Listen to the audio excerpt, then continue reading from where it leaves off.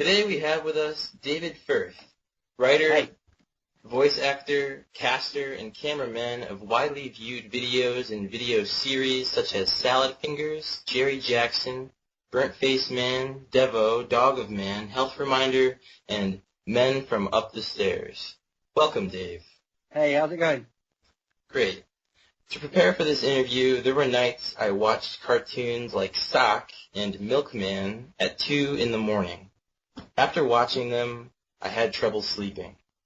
Does it make you jumpy, drawing and writing cartoons with mutated characters, gore, and pedophilia? No, not really, no. I don't know, it's often in the script it's not quite as gory as it turns out. It's just when I start drawing, it just seems to happen that way. I don't think there's anything too deep to read into it, but that's just the way, since I was a kid. Since I've been a kid, I've drawn stuff like that, so I think it's from playing a lot of Mortal Kombat as a kid. I really think that's what started it, having to draw a lot of gore all the time. It just kind of excited me. That's hilarious. I can see Burnt Face Man as a Mortal Kombat character. Yeah. And they just photoed their characters, and I've only just started doing that, so I'm catching up to them. So, these characters never inhabit your thoughts when you're trying to chill out? No, it's not like that at all. They're not like trying to get out of me or anything. It's just, I guess I think of them and write them down and then just keep, twisting them even more and more until they become these freaks that they are. It's not the way they look, the way they kind of often look a bit disfigured or mutated. That just happens when I'm drawing, when it comes down to the drawing process. But when I'm writing them, I'll usually just, write a small passage about each character and then just expand when I'm writing the script. So, I don't know, sometimes they're based on people I know, but they're not like haunting me or anything. Yeah, you mentioned drawing them so that they're warped looking, and the warped human anatomy is a recurring theme in your cartoons. For instance, in Pitkabch, which is difficult to say. When a character speaks, his or her mouth turns into a flashing rectangle. And in Take This Pill, the people have many little lines for legs. Have you ever dreamt that your body was mutated? Yeah, one time I dreamt that I'd had my head swapped with a friend's head, and I really didn't like his head. He might have been a better looking person than me, but I really didn't like the fact I had his head. And, yeah, I've never dreamt that I had like a thing on the front of my mouth to speak through, and a petit cobsh. That was just kind of laziness, and I just wanted to have a different approach to doing the lip sync, because that's always the worst part of animating anyway. So it saved me a lot of time as well doing that, and people quite liked it. So win-win. Yeah, and I recall in Sock, there's a character that has this droopy eye, and when you create these morphed features on the human body, it does have a resonating effect. I think there's something that people revere about the human anatomy, and when it's altered, it kind of shocks them. Well, I think a lot of cartoons are a bit too cute, and I think also TV's a bit... I don't like the fact that everyone's all cute and symmetrical and good-looking and polished on TV. I don't really like that, so I like to make my characters look a bit more just messed up, something about them. But the guy with the droopy eye, is that the guy who's hooked up to the pipe? Is it that guy you're talking about? I remember that guy. I'm actually thinking of the one in 10 different types of soup. Oh, yeah.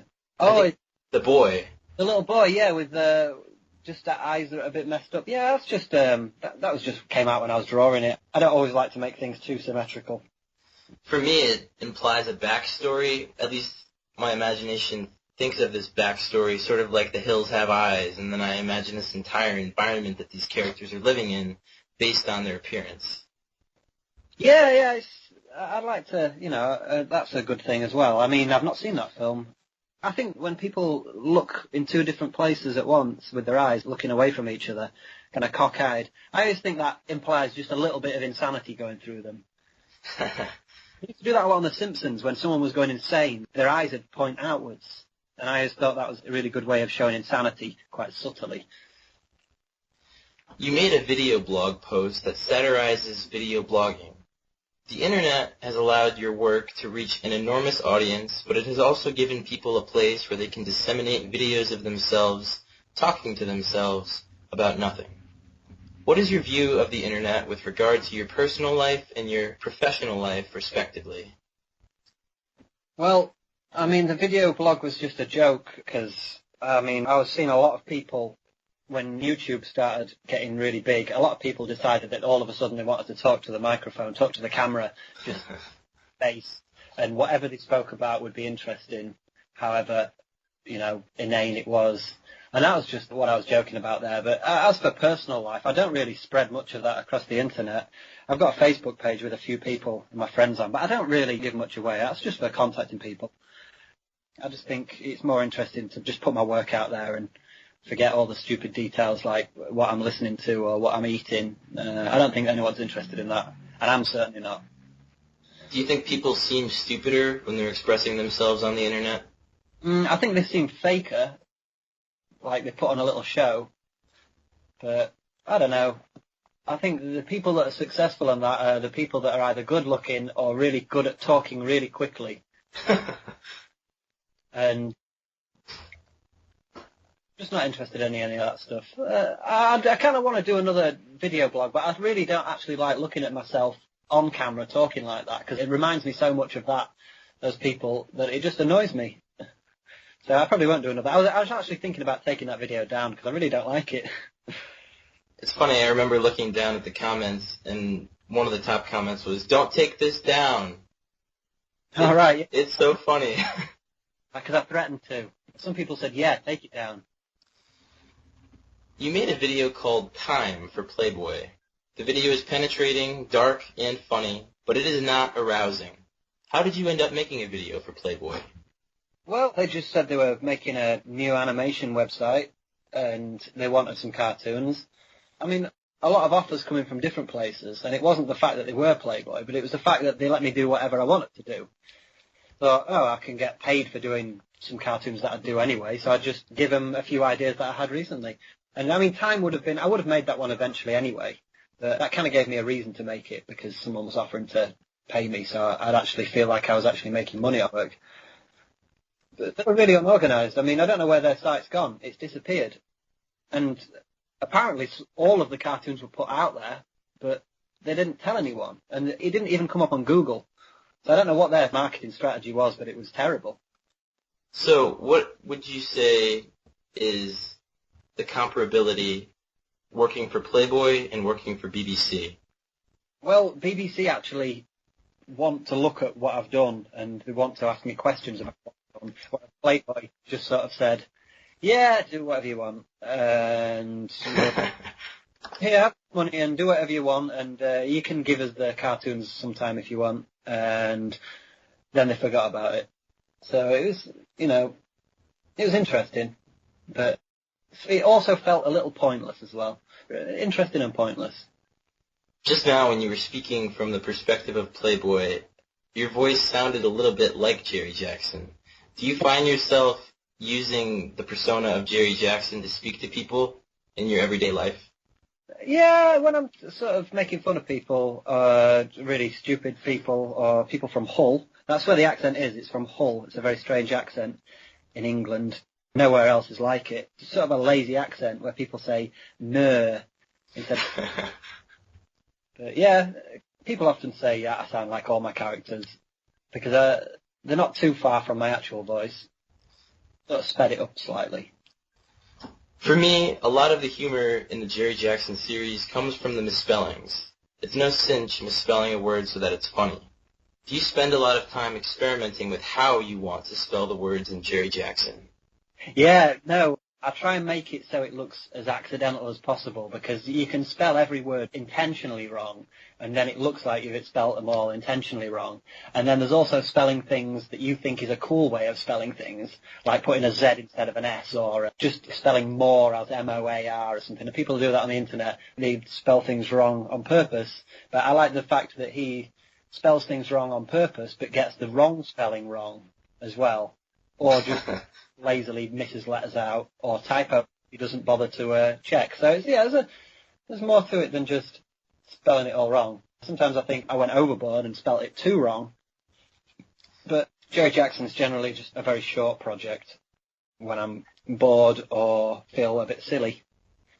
Is it true that Jerry Jackson's way of speaking was originally inspired by comments left on your videos? In a way, yeah. But more specifically, before I did Salad Things or anything like that, I didn't really have many viewers. And I used to go to forums to sort of spam my work around. Well, not spam it. I wouldn't just stick the link. I'd talk to people and ask them what they thought and stuff like that. And there was this one guy that always used to latch on to me. And he really liked Linkin Park and Good Charlotte and a lot of these sort of rock bands, metal, punk, whatever. And he used to just follow me and just send abuse at me constantly. And it was always misspelled and it was always in capitals and it always made little sense. And he continued so long that I just thought, how is it possible that this kid is still 13? It's 10 years later and he's still sending me abuse. It was always misspelled, and I found out that he was Korean, so it wasn't his first language, and he was just random abusing people from Korea, and he seemed to be making a career out of it. That wasn't a pun intended. Yeah, so that was mainly, and I took screenshots of a lot of the stuff that he sent me, because some of it was just absolutely brilliant. It was poetic. And he was the main inspiration. And the second main inspiration were people on Newgrounds doing sort of parody Salad Fingers things with their own voices. So it was those two things combined, as well as the whole accent. You mentioned poetry. The Eggshell Parade is mostly a show about poetry. And I feel that your work has a poetic quality with the way it navigates through images and unlike scenarios. But I want to talk about an instant where you appear to write textual poetry. In episode 3 of Sock, the following words are shown on the screen. There was always an ill wind. There was always a dark fire. There was always a man observing. Anaphora and phrases like ill wind and dark fire give those lines a resemblance to poetry. Do you write poetry? Well, I write a lot of nonsense. I guess that could be poetry, but I don't sort of read it in little cafes where people drink coffee and stuff. Sometimes I write lyrics for music that I've made, and I try and make it more mysterious and less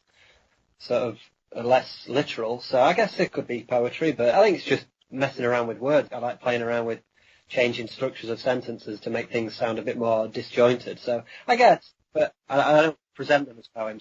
I like to put them in different places. So you won't have me putting out a poem.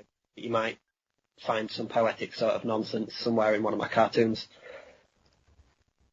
You mentioned your music. I was listening to Locust Toy Box, and I was surprised to hear that it was kind of poppy and electronic in a way that made me think of, what's that band's name?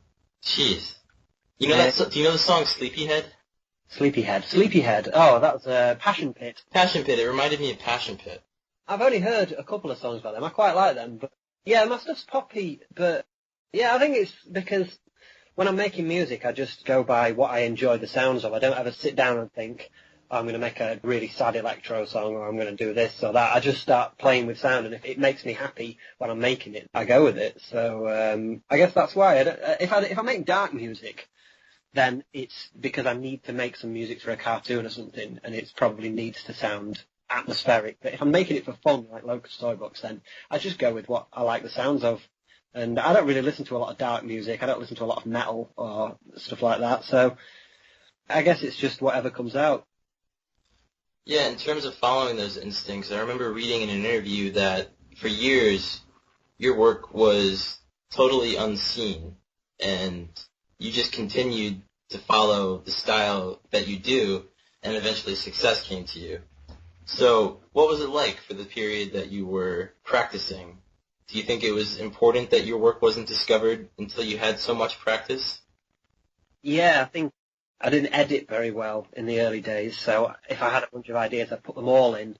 The cartoons might have been 25 minutes, but that was just because I was so inspired by things like The Simpsons and South Park that I wanted to make full episodes. I didn't want to just make tiny little short things. But I'd spent a long time making those, and no one really watched them. I think it was important, though, because it was sort of telling me that this might be just humour that's kind of in-jokes with me and my friends, rather than humour that other people would be able to relate to. So the turning point was just switching over to Flash and putting stuff on Newgrounds, because then I had a place to put it. Before that, I was just putting it on free websites, and I was spamming it around forums, and no one really wanted to see that, so. You have cited influences such as Tim Burton, David Lynch, and Matt Stone and Trey Parker, who you just mentioned. What qualities do you most enjoy in these artists' work? I don't really follow Tim Burton's work, and I don't really like his work anymore. I really like Beetlejuice, but that's it from him. A lot of people think I'm really inspired by him because I accidentally stole the look of Hubert Cumberdale from Jack Skellington, and that was just because I was rushing it.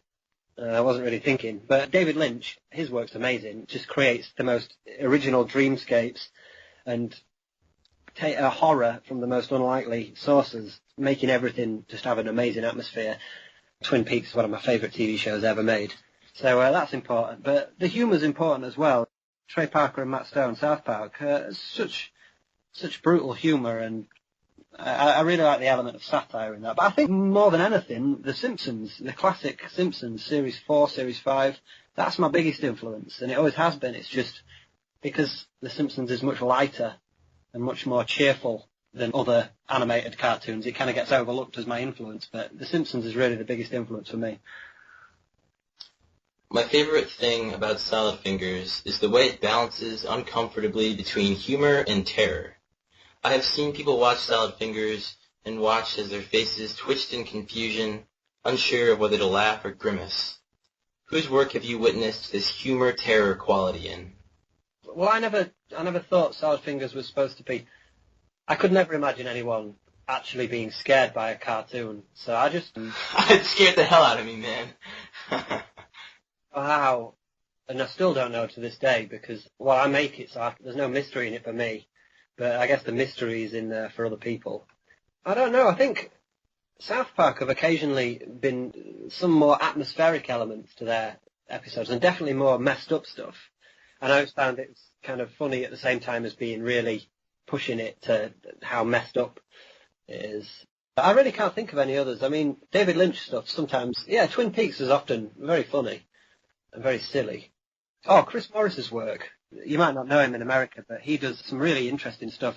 He did a TV show called Brass Eye, which was a very dark satire of sort of news documentaries on TV, and also Jam, which is just sort of ambient horror comedy. So I guess that could be an influence there. In Burnt Face Man 3, Bastard Man calls the bad odor he invented Petaran because it sounds like it smells. The word Petaran sounds like urine and also durian.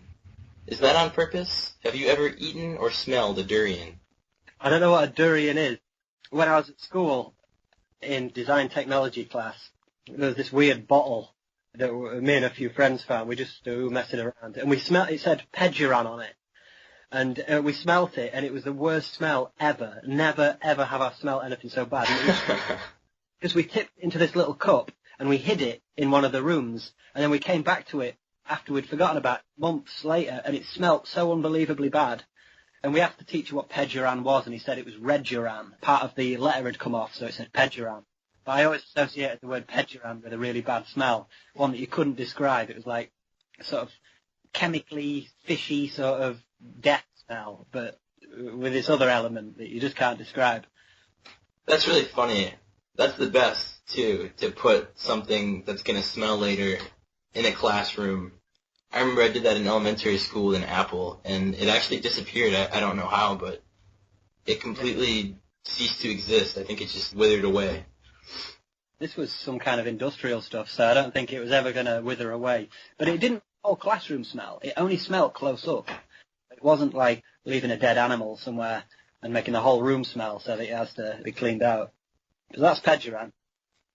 Speaking of that, your work sometimes has a prankish quality, and I wonder, are you prankish? No, I'm not a prankster. I don't like pulling pranks on people. Or if I do, I've got to tell them straight away that it's a prank. Even though I like sort of pranky stuff, and I like witnessing pranks, and I don't mind a prank being pulled on me, I'm not a prankster. Now, what can you tell us about your forthcoming feature-length movie, Meadowland Man? Meadowman? Oh, it's Meadowman.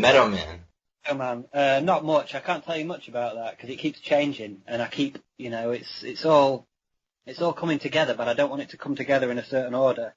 I don't want it to be like, like idea, script, drawing, then voices, then, because that's what I do usually, but that's because I've got a system. If we don't make a 5-minute cartoon, I don't want to do that with an hour-long film. So what I'm doing is I'm approaching it in different bits and different angles, and I'm going to put it all together, and then it should be some kind of interesting feature. But it keeps changing because I kind of I wrote it very, very linear and story-like because I didn't want people to get bored. But then I thought that's not interesting enough for me, so I've kind of gone back and I'm changing all elements of it now. And also, the script's been sort of changing for years, and I keep getting bored of ideas, so I keep changing things. But it's one of those projects that I intend to just work on forever, so I shouldn't have told anybody about it. It's just kind of trickling along. Yeah, now you have a blog for it. And on that blog, I read about how you had an open casting call for voice actors. So what was that like, going through all of those audio files?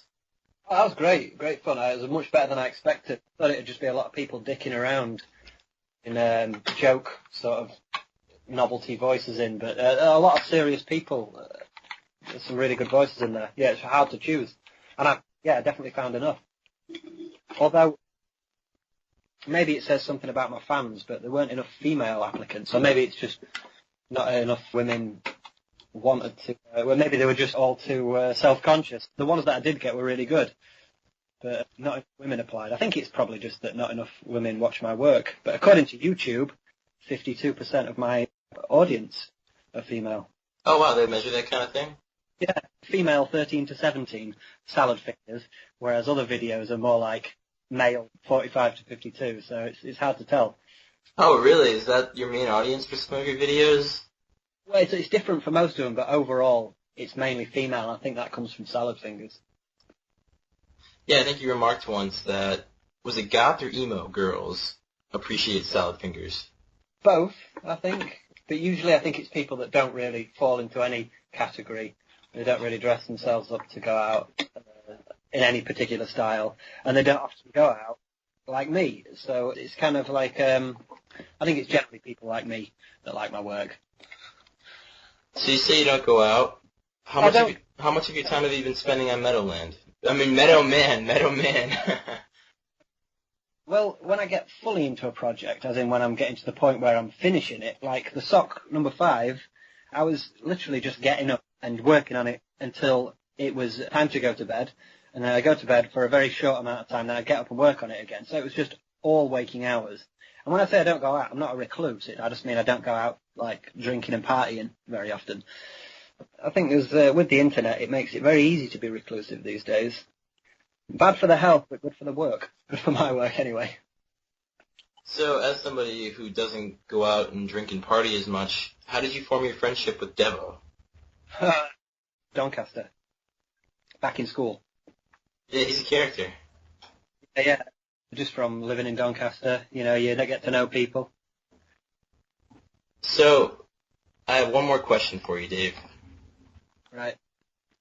Would you rather have plastic bones or be incurably malodorous all the time? What was the odory one? So you can have plastic bones, or you can be really smelly all the time, no matter what you do. I'd take the smelly. I want my bones to be bone. Don't fancy plastic bones. Squeak, wouldn't they? If I had like a, yeah, I think they'd squeak. It's been a real pleasure speaking with you, Dave. Yeah, you too. And thank you for your time. Yeah, cheers. Where's this going, by the way? Because I didn't really research.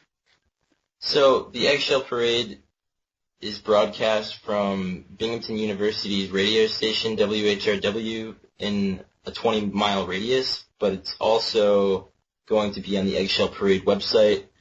Yeah, well, that's good. I've noticed that a lot of American radio stations have 4 letters, or 3 letters, or is it always 4? Why is it always a K? What would you say yours was double? It's always a W or a K. It's WHRW, and I don't know why that is either. Yeah, I've always noticed that. It must get hard to remember your favourite station. if they've all just got 4 letters. Oh, it's not so hard when Pandora has monopolized radio, and I actually enjoy Pandora. I'm not fighting it. All right, because all the radio stations around here are usually named after rivers. So you've got like Air FM and Mersey FM and all these different Thames. I guess there's a Thames one. It's always named after a river around here. That's really nice, actually. I would appreciate that. Ours is just these strange combinations of letters that don't evoke anything. Yeah. But all the radio stations in England tend to sound the same, though. They all seem to play dance music. We don't really have many cool ones. Is it much like your musical predictions for 2009 video says? Yeah, exactly like that. But more auto-tune rap, and it's just whenever I get in a taxi, that's when I hear the radio, and it's always auto-tune or some kind of really epic dance. Trance or something. And, I wanted to ask you, that song on Music Predictions for 2009, I think it was the last one that sounded very auto-tuned. It was a female voice. That almost sounded like something that I would hear on the radio, disturbingly. Yeah, like the graphics of the woman dancing around, that was from a 90s act called Two Unlimited. I don't know if you had them over there. They were European sort of techno dance, and all they did was they'd just say one thing over and over again in a song. Or they'd just say one thing once, like, get ready for this. And then it'd just be like a lot of dance, and then it'd go, get ready for this. And then they'd just do the dance thing again. Awful music, but that's what that was based on. But yeah, I don't really listen to enough pop to do an accurate representation, but I think that's what it all sounds like to me. Yeah, and in that video, people are literally brainwashed with brainwashing equipment, right? Was it brainwashing equipment or no? They were just made to sit at a table and listen to the same track over and over again until they were near to it. Yeah, when I used to work in a warehouse, they used to play the radio all day long. And you'd start to like the songs that even though you knew you didn't like them, you'd start to like them because you heard them so much. And they'd get stuck in your head. I think it's like that. I think people think there's no choice. You either like it or you have to be annoyed. And you choose not to be annoyed, so you just start to like it. And I think there's a lot of it is based on being worried about what your friends think. Which is, I think radio's bad for everyone, especially if it's playing that sort of stuff. But obviously your radio's not bad with poetry. That's cool. But that's not what I hear on the radio. Yeah, in that video and in several of your other videos, you portray the masses as victims of the media's exploitation. As in, what was it, latest model? Yeah, why not? I think it's just bored people being bored of everything. So they've got to have something to do, and why not buy something that's going to make them happy and make them look a certain way to their friends. I was going to do another one for 2010 and 2011, but it takes a lot of time. But yeah, apart from that, I mean, as far as what I'm doing at the moment, is I'm constantly working on my film, but I'm also working on something else, which I don't want to announce at the moment, but I kind of do, because I want to sort of say that I've been working on something for a long time, but I don't want to announce it because it might not happen, because it's based on whether people accept it or not. So that's kind of vague. I don't know why I said that. Sounds exciting. It's really exciting. It's probably the best thing I've done, but I can't really talk about it because I don't want people to ask me questions about when it's going to come out or when it's going to happen, because it might not happen because I've got to rely on people to allow it to happen.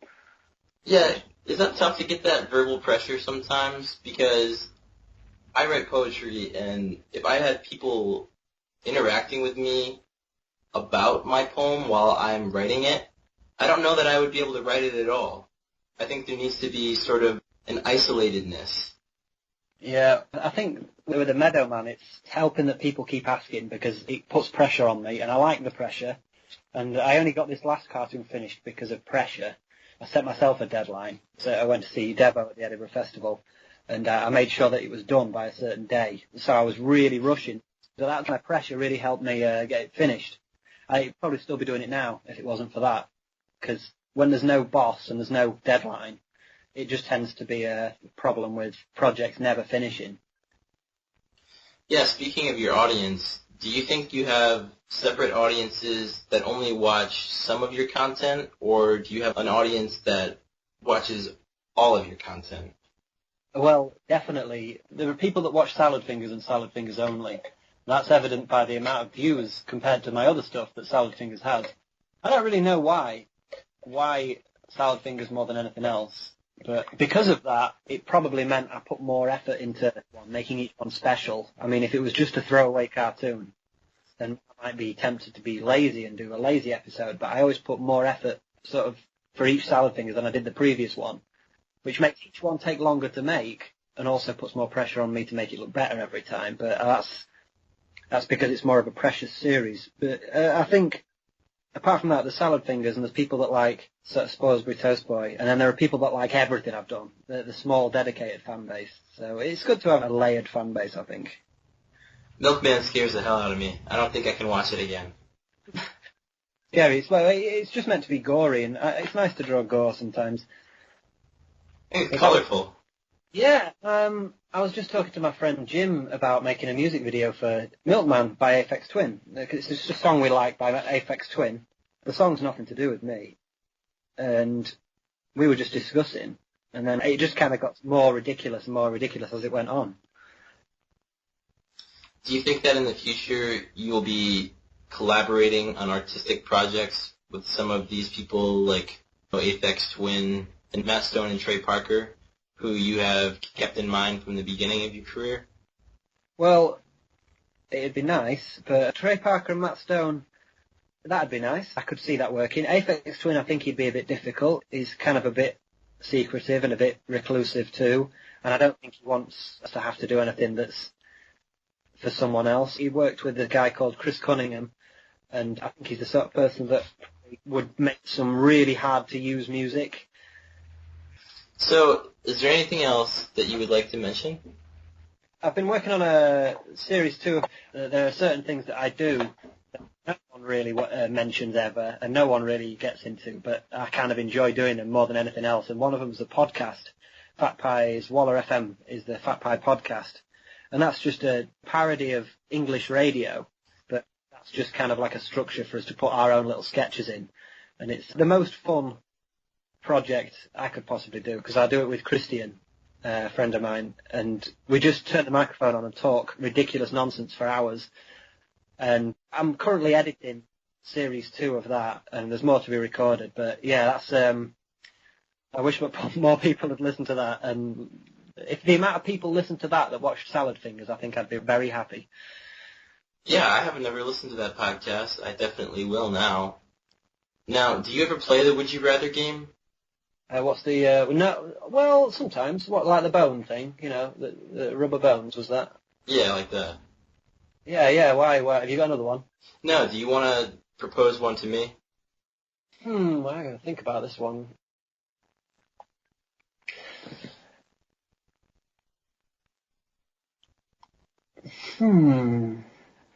Would you rather...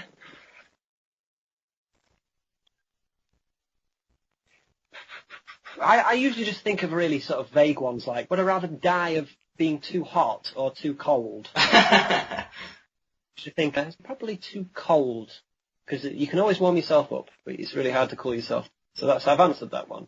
Would you rather implode or explode? Ooh, I would rather explode. Yeah, I think implode would be quite, you'd probably feel it for a bit longer, wouldn't you? I think so, yeah. Yeah, I guess that's the best I can do. Yep, that's as good as I can do for that. Implode or explode. Here, I'll try one. Would you rather have all the food you eat for the rest of your life have a thin layer of rust on it, or I haven't thought of the second alternative yet. Quite like the first one. Oh, so you would be excited about the first one? It would be a positive thing? It wouldn't be a positive thing. I could think of worse things that rust on my food. Yeah. And I guess you could scrape it off, but it would be a pain. Yeah, you'd probably die of just poisoning eventually. It'd probably get to you eventually. Like over about 5 years, you'd probably, like your wrists would start going orange or something, and you'd start getting this kind of like bloodshotness in your eyes. You'd probably just eventually die of I don't know, it'd probably develop into some kind of like leukemia or something. I don't know. I don't really know about rust too much, about the health effects of it, but I think it'd probably get you over time, like radiation. Okay, I've got the alternative. The alternative is you can either have a thin layer of rust on all of your food for the rest of your life, or every building you're inside for the rest of your life is completely dark. Oh, dark buildings, yeah, that's all right. Because then it'd inspire me to find only my own ways of lighting it, and I might even learn that flint trick where where you can make a spark and you can light some embers or whatever. Never done that. I should have been more specific. These buildings have a magical dark that it's not possible to change with any flashlight, candle, or flint. Well, it's interesting. Which you'd definitely be able to sleep much easier. I think that sounds great. As long as the food's it's not rusty, is it? The food's fine. Yeah, the food's fine. If you take the darkness, then you're good. You can have all the food you want, no rust. But what if I go outside? Is that all light? Is it all light outside? Outside, it's the same as it was before. It's either light or dark, depending on the time of day. This magical darkness, I'd go for it, yeah. And then when I wanted to sleep, I'd have absolutely no trouble. That sounds like a great thing. Yeah, a good question to ask about that darkness is, would people who are in the building with you also experience it, or would it be something exclusively yours, something of your sensations? So I'm blind if I'm inside? Not blind. I think, your eyes would adjust, but it would be kind of hard to see. It's kind of uncomfortable and inconvenient. I think I'll just take the rust, actually. There'll probably be a cure. Yeah, you could pour that stuff that people pour down their toilets all over your food all the time. Do you know what I'm talking about? Yeah, that stuff you get for cleaning up cars. It takes away the tarnish or whatever. Exactly. Yep. You would just pour that on your food and you'd be all set. So it's been a real pleasure talking to you and playing the Would You Rather game with you. Is there anything else you'd like to talk about before we end this interview? No. I think I'm good. I've the drink. Nice kind of Coke. And what do you have planned for the rest of your day? Oh, I was editing a video up. I was making a clip show because I've done 100 videos now on YouTube, which isn't really a milestone because they're not all animated. But I was making a clip show just out of interest, of my own interest, of every cartoon I've ever made, like 6 seconds of it, in alphabetical order, with the exception of a couple of Jerry Jacksons and a couple of Panathinaikos Bears, which are they all look the same anyway. So I was just doing that, and I'm going to put that out at some point. So that's what I was doing. That sounds so fun. And it's just out of my own interest, really, but it ended up about 13 minutes. But it's very short clips of every cartoon, so yeah, look out for that one. Are you editing that so that it's sort of linear? Well, it just goes in alphabetical order. There's just like a bit of TV fuzz between each one. It's a good device for making things cut quickly without seeming too confusing. Well, all right, that sounds like a lot of work, and I will definitely keep my eye out for that. Yeah, well, it's almost done. I'm just putting in some of the text to explain where each one's from and the year to make it seem more professional. Yeah, I'll put that out soon. I don't want to put it out too soon because I've got, a recent video. It's always good to have your recent video a satisfactory number of hits before you replace it. Yeah, look out for that soon. And, Dave, if you'd allow me, I'd just like to say one thing. Go on. It's been nice talking to you, Mr. Fingers. Yeah, that was that sounded nothing like solid. But it's a dream come true to do it. That's cool. Do you ever have people come up to you and say things like that, trying to imitate your cartoon voices? Yeah, but generally people don't recognize my face, so I'm all right most of the time. I manage to avoid it. That's good. I imagine that would put a strain on some conversations or sex. Yeah, that often people find out, though, so it can be difficult. Well, thank you again for your time today, Dave. Yeah, cheers for the interview.